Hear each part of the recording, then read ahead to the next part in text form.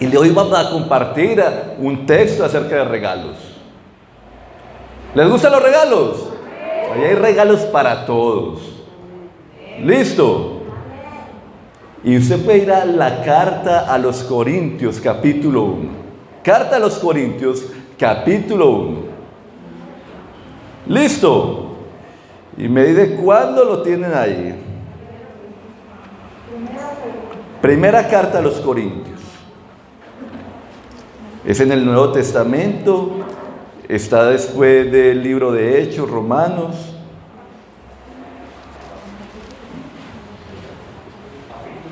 Capítulo 1. Y en el versículo 4 dice de la siguiente manera.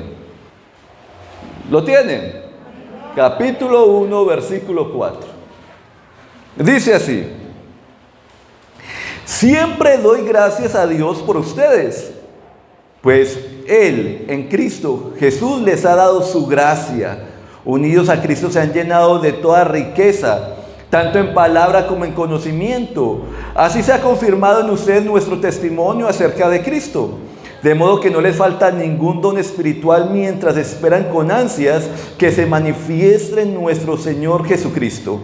Él los mantendrá firmes hasta el fin, para que sean irreprochables en el día de nuestro Señor Jesucristo. Fiel es Dios, quien los ha llamado a tener comunión con su Hijo Jesucristo nuestro Señor. En nombre de Jesús, amén.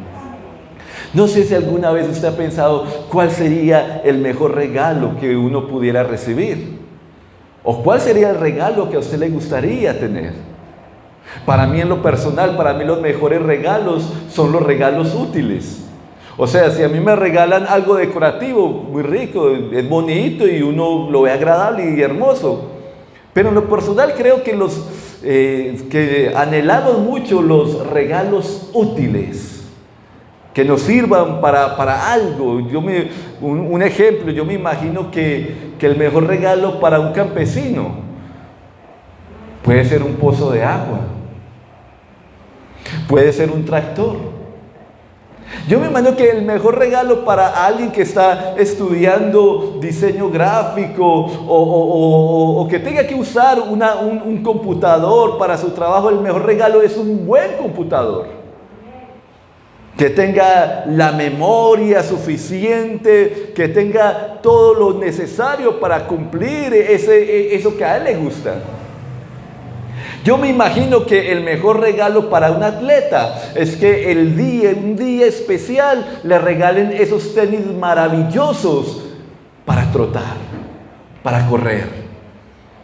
Y entonces, wow, porque es algo, no solamente es un regalo, sino que es algo que le va a ayudar a hacer de mejor manera aquello a lo que ha sido llamado a hacer. A mí me encanta pues ¿cuál sería mi mejor regalo? Uno de mis mejores regalos, una moto, si alguien me la quiere dar. ¿Por qué? Porque para mí es muy útil. Me sirve para movilizarme. Para mí es muy importante la movilidad, por la labor que hago. Y cuando pensamos acerca de la vida, y más acerca de la vida cristiana, tenemos un reto inmenso. Y es cómo vivir una vida que le agrade a Dios en un mundo tan adverso, en un mundo tan conflictivo, en un mundo donde tenemos luchas, batallas internas, batallas externas. Y creo que el mejor regalo para nosotros como creyentes tiene que ser de parte de Dios. Y de eso quiero compartirles hoy. Los regalos, cómo Dios nos ha enriquecido, nos ha dado de sus riquezas para mantenernos firmes en un mundo tan adverso. Dios nos ha dado toda la provisión. Y Pablo, cuando comienza Corintios, Pablo está dando una acción de gracia, le está dando gracias a Dios por un pueblo llamado los Corintios.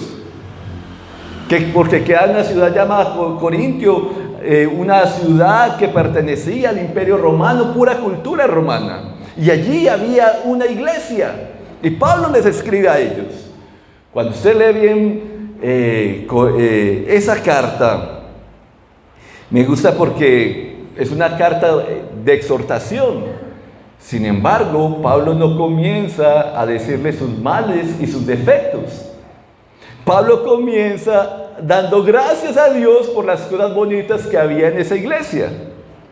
Y las cosas bonitas que había en esa iglesia era el obrar de Dios en medio de un pueblo lleno de defectos. Dios había depositado de sus riquezas en medio de ellos. Ese era el motivo por el cual Pablo da gracias a Dios. Y cuando estudiaba el tema me ponía a meditar acerca de que a veces uno está más preocupado por quejarse del otro que por darle gracias a Dios por ese fulano, por ese perano. Que a veces estamos teniendo más en mente los defectos y nos cuesta ver lo que Dios está haciendo en ese fulano, en ese perano. Esas cosas bonitas por las cuales podemos decir, Señor, gracias. Gracias porque lo estás bendiciendo, lo has enriquecido, estás haciendo cosas bonitas. Y todo a través de la gracia. Dios ha derramado de su gracia en gran manera. Y gracia es una palabra tan amplia y puede cambiar de significado según la usemos. Podemos decir... Ven, ese muchacho es tan agraciado. O sea, tiene una cualidad que cae bien donde llega. O sea, es como que tiene esa gracia para abrir puertas, para relacionarse bien con la gente. Hablamos de gracia cuando recibimos favores. Pero cuando hablamos de la gracia de Dios, esa palabra... para mí es tan importante porque en un diccionario dice influencia divina sobre el corazón, actitud favorable, y normalmente la usamos, se dice favor inmerecido de parte de Dios, un regalo que se nos da aunque no lo merezcamos, pero al fin y al cabo es un regalo. Pero en lo personal, yo lo digo así, para mí la gracia es poder de Dios a nuestro favor. Poder de Dios a nuestro favor. Para ayudarnos en nuestras dificultades, para ayudarnos en medio de nuestras limitaciones. Y todo ese regalo es a través de Cristo, que es nuestro mayor regalo. Porque al fin y al cabo, la salvación es un regalo de parte de Dios. Aún en medio de la comunidad cristiana, uno cuando pregunta se me acaban las pilas.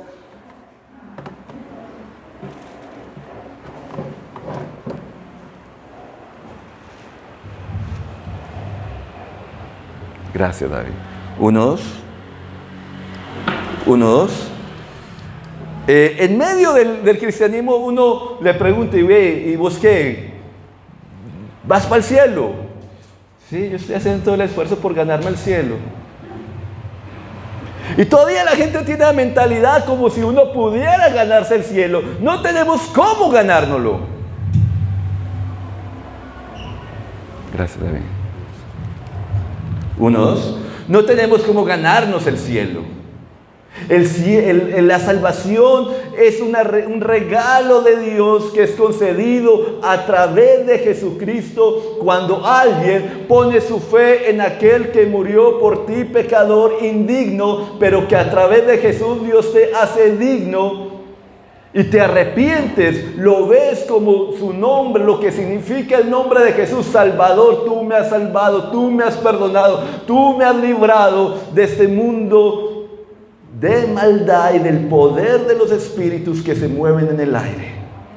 La salvación es un regalo de Dios y es un regalo no barato.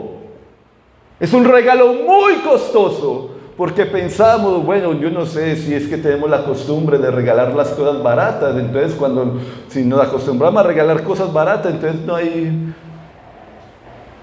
Pero la salvación es un regalo inmenso que si lográramos entenderlo, y pídale a Dios, Señor, hazme entender la magnitud, lo que tú has hecho por mí, porque cuando entendemos ese gran amor de Dios por nosotros, es fácil responderle en amor y en obediencia. Es el mayor regalo de todos. Y un profesor nos enseñaba, y me gusta, siempre se me quedó grabada esa definición. Él decía, la salvación es un paquete de beneficios. Porque está ese pensamiento corto que, ay sí, yo me voy a esforzar para ser salvo, así pase raspado. Y toda la vida, una vida así de angustia, esperando que no me sorprenda la muerte sin arrepentirme. Y esperando así como para, ay, así como, entré así como cuando usted ganó el año escolar. No, la salvación es un paquete de beneficios porque no solamente hay perdón de pecados, no solamente Dios te dice, hey, ya no eres un extranjero, ya no eres un extraño, eres parte de mi familia y te amo tanto que te llamo mi hijo, mi hija. Y no solamente eso, sino no los dejaré solo, estaré con ustedes todos los días de mi vida, todos los días de su vida. Y no los dejaré solo, enviaré al Consolador. Y enviar al Consolador es que Dios dice que hemos sido bendecidos en Cristo Jesús, hemos sido enriquecidos en el Señor.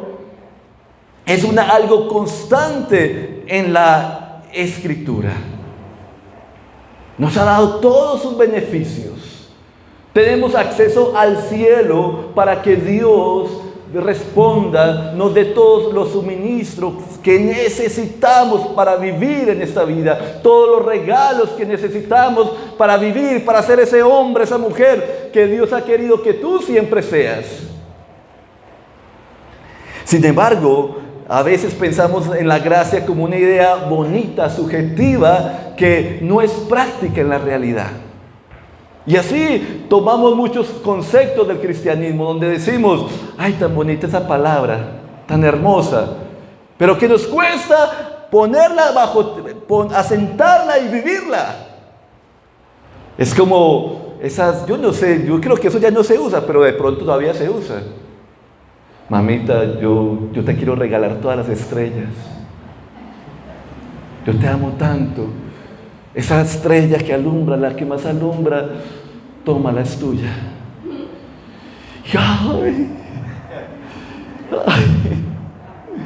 Y la gente allí tan romántica, y hablamos unas idioteces, pero suenan bonitas. Pero póngalo en la práctica. No es malo hablar cosas bonitas porque estamos expresándonos de forma alegórica. Pero en la práctica, ¿qué quiere decir eso?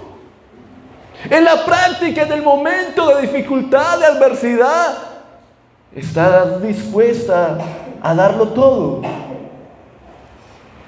Y así ocurre con muchos términos en cuanto a Dios y más con la palabra gracia. Cuando yo entendí el concepto, para mí fue el regalo más grande que Dios me ha dado. Pablo se está dirigiendo a una iglesia. Y esta iglesia quedaba en una ciudad comercial, era un puerto. Y era una ciudad muy religiosa, adoraban una cantidad de ídolos. Era una ciudad donde con cultura griega, romana, entonces exaltaban la sabiduría, la oratoria, el conocimiento, entonces se sentían orgullosos de eso. Era una ciudad donde la inmoralidad era impresionante. Pues parte de la religión era que los que servían culto en algunos de los templos se acostaran con las prostitutas religiosas de aquellos templos. Y la ciudad era una ciudad pesada.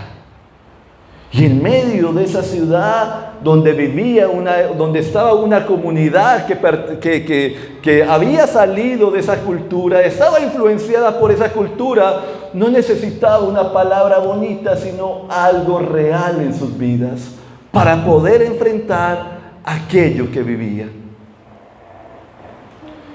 Yo se lo digo, para mí es el regalo más bonito cuando lo entendí. Y una de las cosas que normalmente cuando estoy compartiendo con alguien, lo que más enseño es eso. Yo le digo, vos sabés el significado de la palabra gracia. Y normalmente lo resumo así, es poder de Dios a tu favor. O sea, Dios te da todo aquello que necesitas, que humanamente parece que no puedes, que humanamente te parece imposible, que humanamente parece que no puedes caminar de esa manera. Pero Dios te da esa gracia para vivir como Él quiere que vivas. Y entonces, a los días veo a la gente con las mismas luchas y me da por preguntar, ¿tú sabes qué es gracia? ¿Te recuerdas que yo te lo dije? Yo te lo dije. Y la persona me dice, ay, sí, ¿cómo es que era?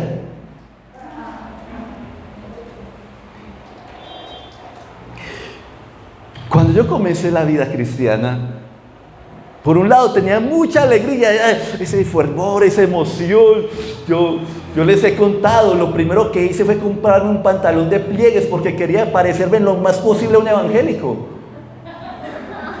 Me compré una Biblia, yo estaba emocionada, pero al mismo tiempo es esa lucha que tenemos todos de un Dios santo y verme a mí con tantas limitaciones, con tantas imposibilidades.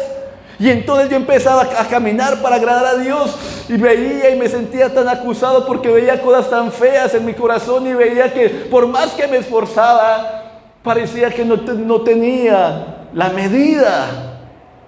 Me esforzaba demasiado, oraba, ayunaba, me esforzaba demasiado.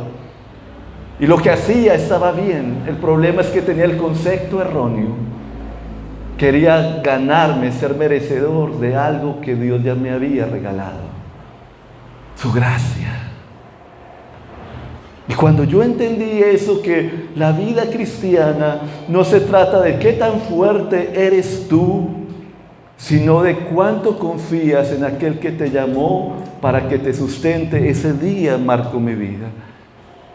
Y en el día de hoy no estoy preocupado, a veces sí, pero no busco cargarme con mis muchos defectos.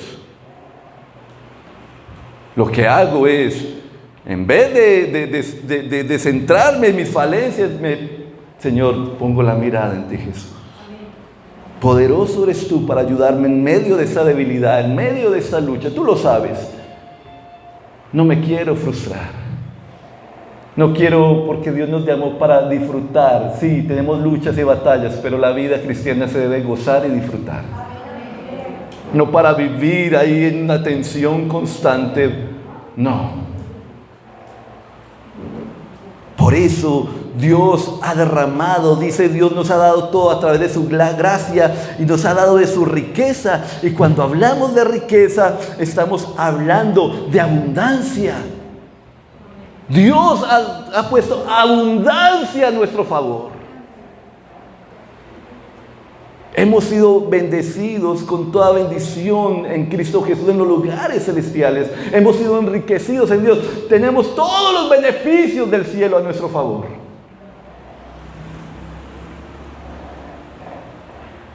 Los corintios amaban el conocimiento y la oratoria, como les decía anteriormente. Pero acá habla de han sido enriquecidos en toda palabra y conocimiento, y no hace referencia a ese conocimiento o a esa palabra intelectual que muchos en medio de nuestra cultura tenemos, porque muchos de ustedes han tenido la posibilidad de estudiar, han tenido la posibilidad de formarse, y eso está muy bien. ¡Qué rico! Todas esas herramientas nos ayudan para una vida laboral, para una vida... Son buenas. Pero no es esa palabra y conocimiento que Pablo se refiere. Pablo mismo en el capítulo 2 dice: yo mismo, hermanos, cuando fui a anunciarles el testimonio de Dios, no lo hice con gran elocuencia o sabiduría. Me propuse más bien, estando entre ustedes, no saber cosa alguna excepto de Jesucristo y este crucificado. Es más, me presenté ante ustedes con tanta debilidad que temblaba de miedo. Es Pablo el que lo dice. No les hablé ni les prediqué con palabras sabias y elocuentes, sino con demostración del poder del Espíritu, para que la fe de ustedes no dependiera de la sabiduría humana, sino del poder de Dios, sabiduría del Espíritu. En cambio, hablamos sabiduría contra los que han alcanzado madurez, pero no con la sabiduría de este mundo, ni con la de estos gobernantes, la cual terminará en nada. Pablo está diciendo, cuando yo prediqué el Evangelio, porque Pablo era un intelectual. Si había alguien preparado en ese tiempo era Pablo. Sin embargo, Pablo aunque usó todos esos talentos que Dios le había dado, Pablo era un dependiente de la gracia y sabía que solamente el Dios tenía el poder para transformar. Entonces, él se aferraba a lo que Dios había revelado a través del Evangelio y del conocimiento de este. Porque el Evangelio es poder de Dios para todo aquel que en él cree. Y nosotros en este tiempo tenemos una gran lucha. En este tiempo tenemos más formación que muchos de nuestros antepasados. Y sin embargo, no parece que les estemos superando. No parece que seamos mejores que ellos. ¿Saben por qué? Porque hemos reposado más en nuestra sabiduría humana que en la gracia y en los regalos de Dios para hacer su obra y para vivir como Él quiere que vivamos. Y en eso nos estamos quedando cortos. Cuando es ese mensaje, esa revelación de Dios, la que cuando usted escucha el Evangelio no solamente está escuchando, sí, Cristo murió por ti para que te arrepientas y tengas perdón de pecados y vayas al cielo. No, sino que está escuchando también, y Dios ha derramado de su Espíritu, y Dios y Él fue llevado al cielo y derramó dones sobre los hombres. Dio dones sobre los hombres, riquezas, regalos para los hombres, para que no les falte ningún don, para que no les falte ninguno, para que tengan todo lo que necesitan mientras, le decía a los corintios, mientras esperan el regreso de Cristo, mientras viven en la expectativa, para que vivan en esa expectativa de lo alto y vivan alineados con Dios, para que tengamos todo lo que necesitamos en este peregrinaje, porque la vida es un peregrinaje. Usted tiene que tener eso claro. Si usted vive solamente para este mundo, va a perecer. La vida en Cristo es, Señor, tú nos bendices en esta tierra, es verdad, tú estás con nosotros, pero nuestra morada no está acá. Amén. Amén. Y mientras caminamos en medio de un mundo adverso, allí están los regalos de parte de Dios para nosotros. Y esos regalos tienen que ver con los dones de Dios. Esos dones de parte de Dios que son para la iglesia. Pablo no le está escribiendo a un individuo, le está escribiendo a una iglesia. Le ha dicho que esa iglesia ha sido enriquecida con los regalos de Dios. Y los regalos de Dios tienen que ver con los dones de Dios.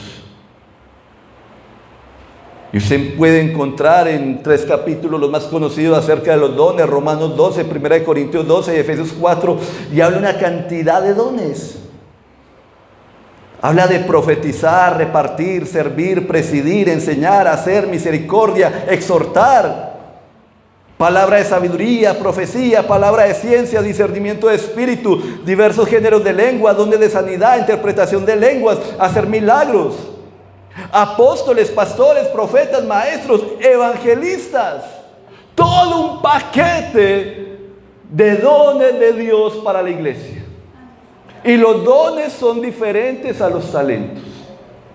Los talentos son esas cualidades innatas que tú tienes. Algunos son muy buenos en los números, otros son muy buenos en las letras, otros son muy buenos para elaborar con sus manos. Esos son talentos. Pero los dones es la provisión de Dios para la iglesia, para que la iglesia sea edificada los unos a los otros. Y los regalos son para la iglesia, aunque pareciera que fueran personales. Me explico. Si a alguno Dios le ha dado el don de profecía o el ministerio, ¡ay, Dios me dio un don de profecía! Dios me lo ha dado y se dio, ¡y qué regalo el de Dios!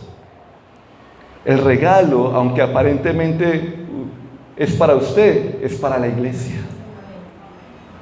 O sea, Dios te está dando un regalo para que sirvas a la iglesia, para que ministres a la iglesia. Si Dios te da ese don para traer sanidad a tus manos, unge tus manos y tú oras por los enfermos y los enfermos sanan. Bueno, ¿a quién no se siente tentado de chicanear? No. Ay, yo tengo una fe, tráigame el enfermo que sea, hágalo.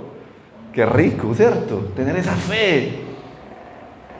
Pero eso no es para impresionar, es un regalo para la iglesia. Si Dios te dio ese don de enseñar y Dios te ha hecho un maestro, tú puedes, uno tiende a envanecerse, uno dice, no, yo sé más que Julano, que Perano, y tiende uno a sentirse muy especial. Pero no es para eso, es para edificar la iglesia.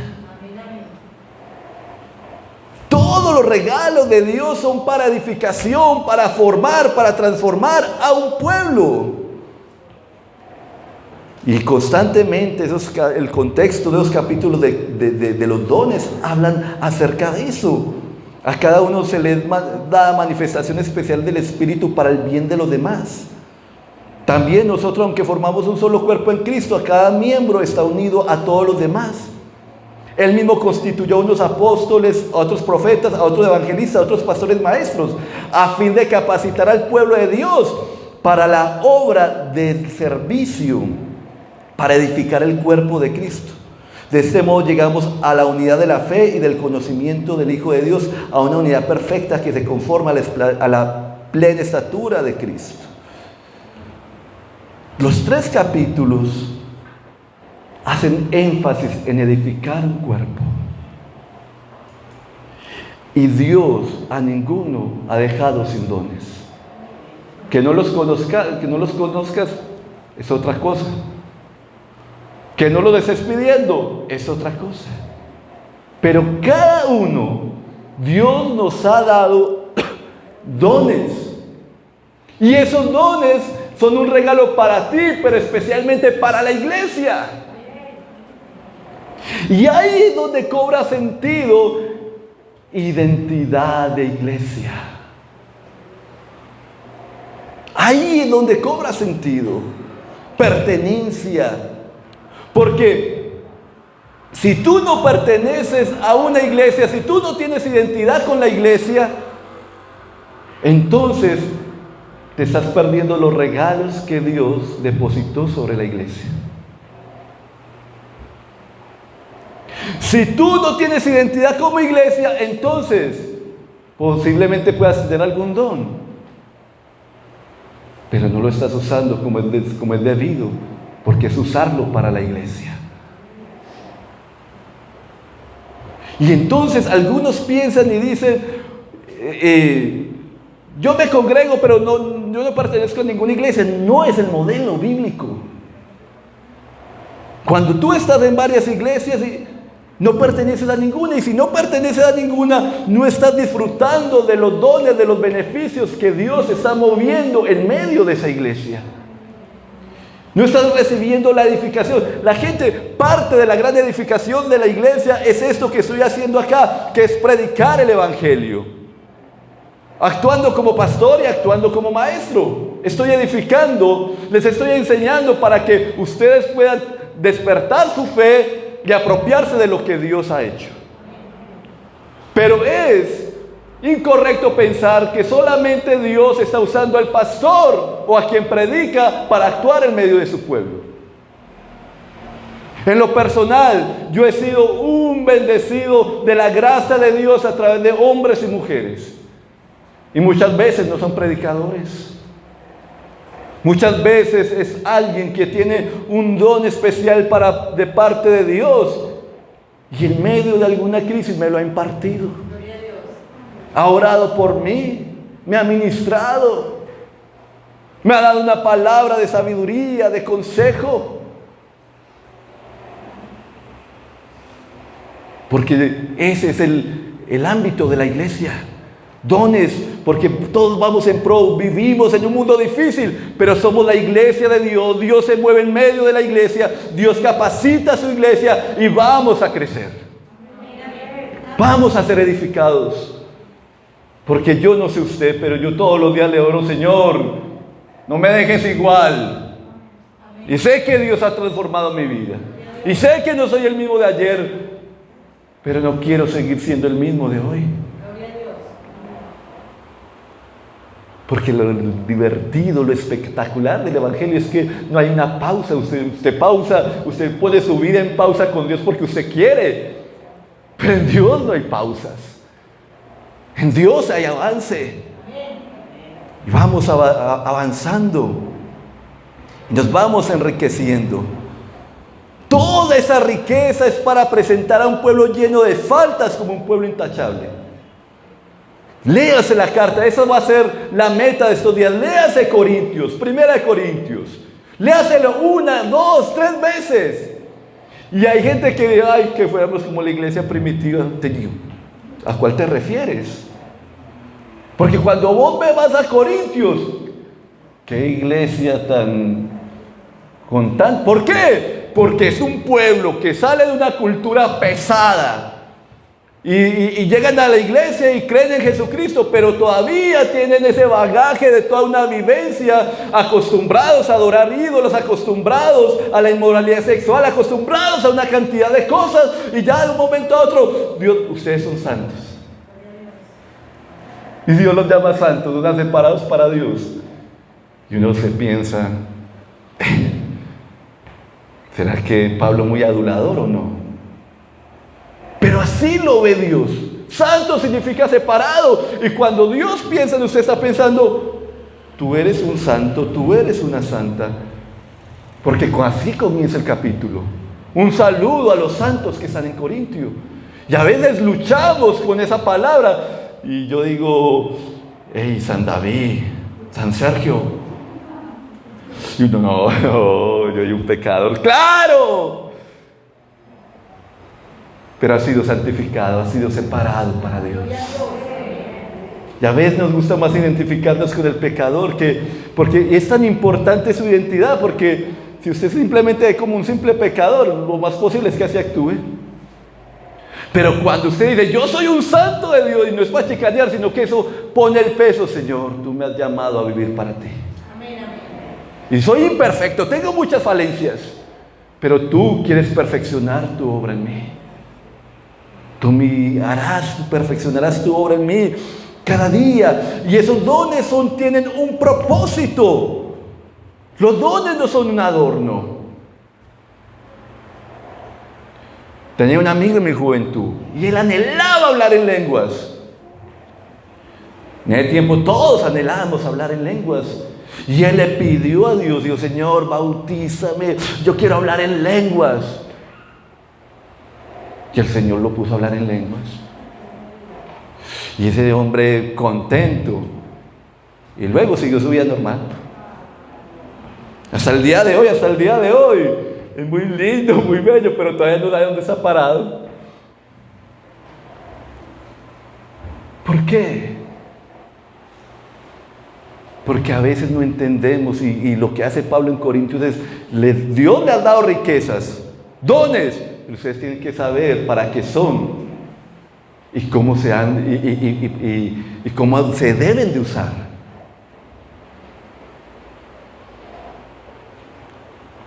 Y necesitamos aprender hasta entender que Dios quiere usar todas esas riquezas es para capacitarnos, para edificarnos, para presentarnos como un pueblo santo delante del Padre.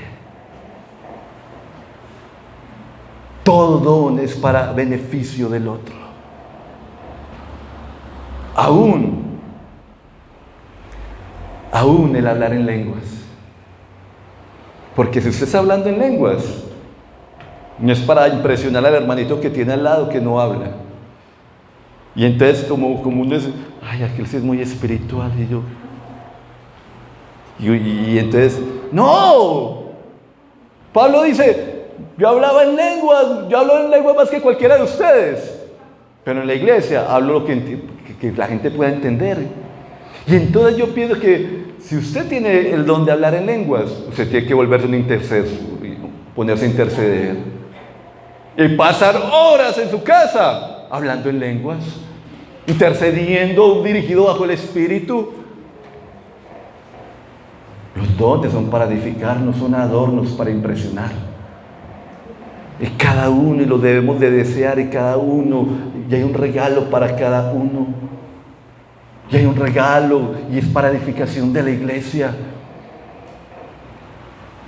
Yo necesito, y lo vuelvo a repetir, he sido un bendecido porque Dios me ha bendecido, me ha rodeado de hombres y mujeres de Dios. Algunos dones para Él muy impresionantes, muy visibles. Y tal vez usted posiblemente, el don tuyo no sea tan visible, pero es tan importante. Así es. Hace días, alguien muy discreto, alguien que y cuando me ve, Julanito está haciendo eso. Una persona con una entrega hacia el servicio a los demás, que cuando lo ve en las crisis hay un mover de Dios para ministrar a la necesidad. Nadie le está viendo, uno se entera por casualidad. Pero está haciendo la obra de Dios en medio de todo eso.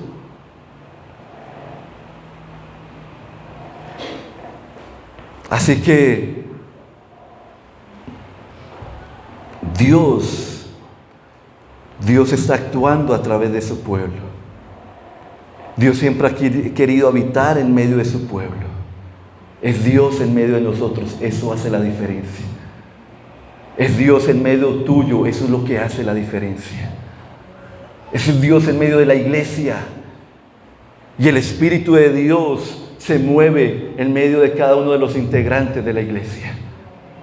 Allí está actuando el Espíritu de Dios. En medio de cada hijo, de cada hija, allí está actuando. Se está moviendo. Y hacia eso debemos de apuntar. Señor, obra en medio de nuestras vidas. Porque eso va a hacer que marquemos la diferencia y cumplamos el propósito de Dios. Y el propósito de Dios es un pueblo santo que manifieste las virtudes de aquel que los llamó de las tinieblas a su luz. Es un pueblo que muestre la diferencia. ¿Saben que cuando llegaron los primeros cristianos acá, los primeros cristianos de iglesias muy tradicionales, muy formadas, tuvieron la gran idea? Y la gran idea era: bueno, vamos a evangelizar a la gente más intelectual del país. Y entonces evangelizamos a la gente más intelectual del país. Ellos tienen toda la capacidad para hacer que eso se imparta sobre la población. No resultó. Pero a unos campesinos les compartieron el evangelio, creyeron en Dios, creyeron en las promesas de Dios, se volvieron un dependiente de Dios, se llenaron del Espíritu Santo y empezaron a fundar iglesias en una y en otro rincón. Y nosotros tenemos que volver a lo mismo. No despreciemos las capacidades. Gloria a Dios porque Dios nos ha permitido capacitarnos en tantas áreas. Pero volvamos otra vez a la fuente. Ningún medio de este mundo nos puede capacitar para vivir la vida que Dios quiere que vivamos. Y uno ve cantidad de hermanos consultando, buscando consejería, psicólogos. No estoy en contra de la psicología, pero muchos buscan ¿cómo es que se llaman esas personas que mentorean? Se me escapa el nombre. Ese mismo coach. Mucha gente está buscando especialistas no creyentes para que les solucione sus luchas, sus batallas. Y no estoy en contra de las profesiones, no, son hermosas, porque Dios nos ha dado, son regalos de Dios. Pero no es lo mismo un profesional que tenga conceptos claros de Dios, que entienda lo que es el mundo espiritual, a alguien que no tiene ni idea de qué estamos hablando. No hay nada de malo, hay casos tan apremiantes que uno dice, bendito Dios, yo en este momento no me siento con las herramientas, pero conozco a un fulano, un hombre, una mujer de Dios que tiene las herramientas que Dios le ha dado de su espíritu y que ha fortalecido su don, y entonces ve, fulanito te puede ayudar.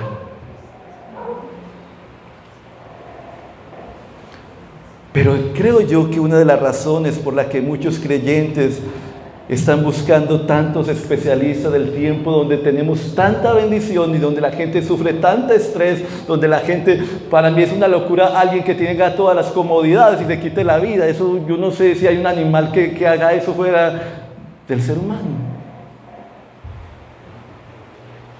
Un mundo donde la gente tiene todas las diversiones y se mantiene llena de ansiedad y buscando qué me hace sentir bien, y todo algo que me haga sentir bien, y nada los hace sentir bien.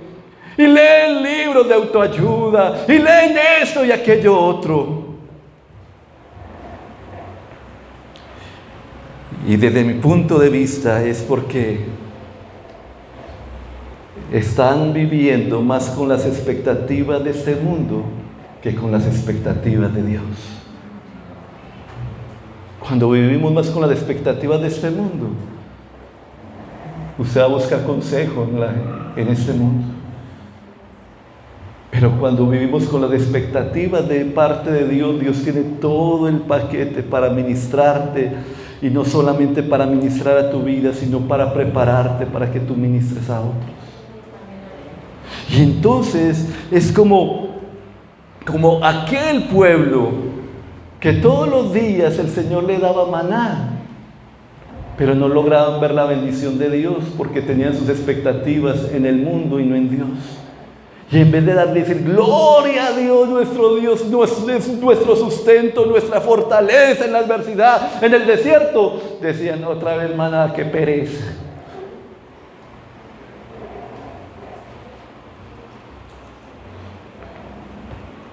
¿Saben que nosotros vivimos en una ciudad muy parecida a lo de los Corintios, a Corintio?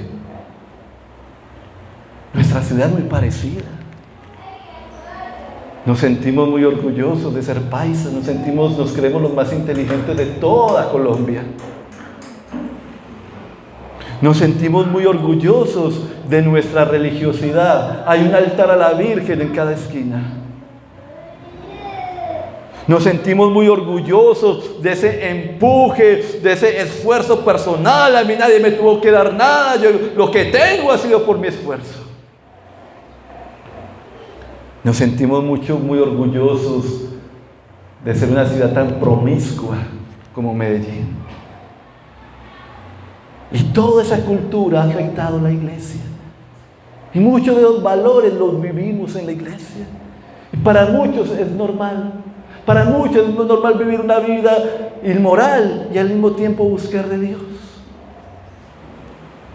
Pero ese no ha sido el deseo de Dios. Parece normal, pero no es la normalidad para el pueblo de Dios. Puede ser lo normal para los de afuera, pero no es lo normal para nosotros. Porque Dios nos ha llamado a ser un pueblo santo. Dios nos ha llamado a ser un pueblo diferente.